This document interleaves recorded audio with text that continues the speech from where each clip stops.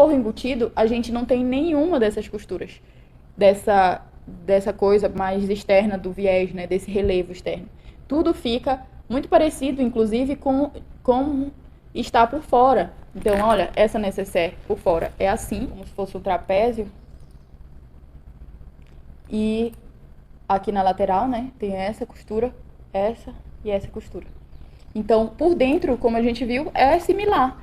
As costuras estão ligadas, né? E todo o acabamento daquele tecido que sobra e desfia tá ali dentro, junto.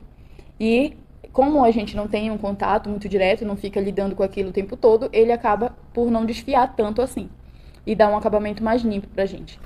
Sim, mas para te falar mais sobre isso, eu queria que você entendesse que para a gente fazer o forro embutido, existem, eu acredito que pelo menos 2 princípios que você sempre deve seguir, sempre deve fazer. Se isso ficar bem claro para você, né, você vai acabar conseguindo fazer forro embutido na maioria das peças que você se propor a criar, né, a construir. Então, para começar, tem uma característica do forro embutido, que é quando a gente está montando a peça, a gente acaba costurando o forro. Começa costurando o forro e a parte externa separada uma da outra. Então, você vai ter cortes iguais, mas que vão ser costurados separados. Isso sempre vai acontecer se você quiser ter um forro embutido.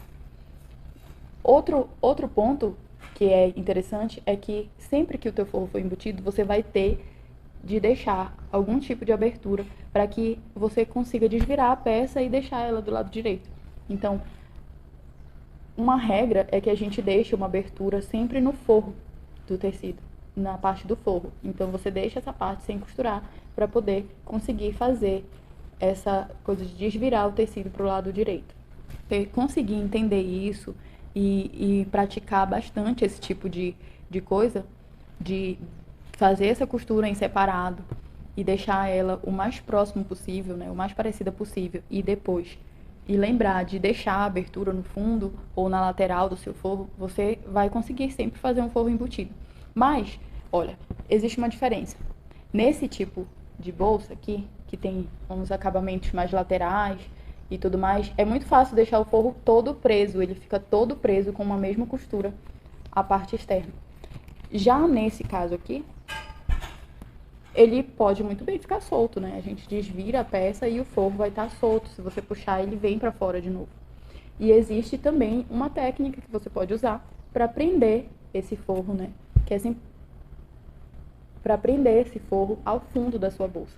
Então, eu acredito que esses são os pontos relevantes que você precisa entender para fazer um forro embutido de uma forma primorosa e realmente que deixe você satisfeita, né, com o resultado daquilo.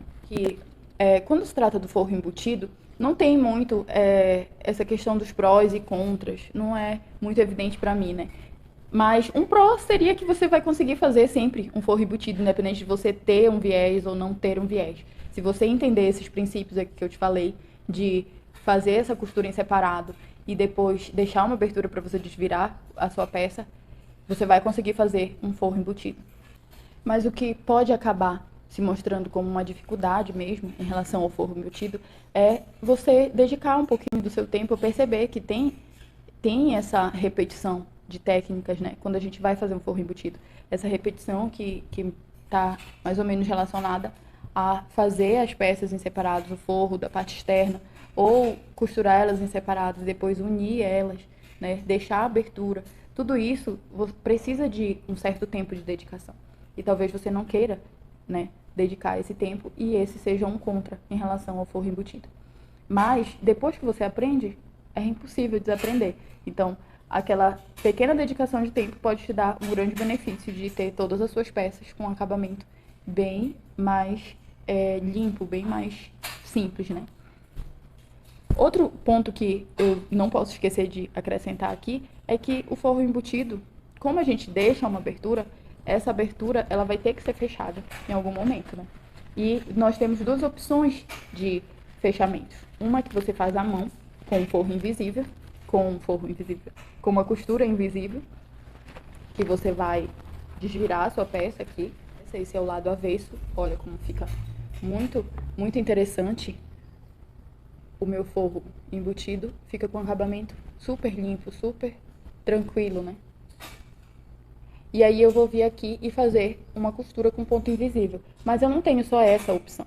Também posso unir esses tecidos aqui, dessa forma, e passar uma costurinha na máquina com a mesma cor de linha, com a cor, combinando com a cor do tecido de forro que eu escolhi. E também vai ficar tudo certo, você vai conseguir manter esse acabamento mais limpo e fechar essa abertura de uma forma mais simples. Então, são essas as características que diferenciam um pouco o acabamento com viés do acabamento com forro embutido.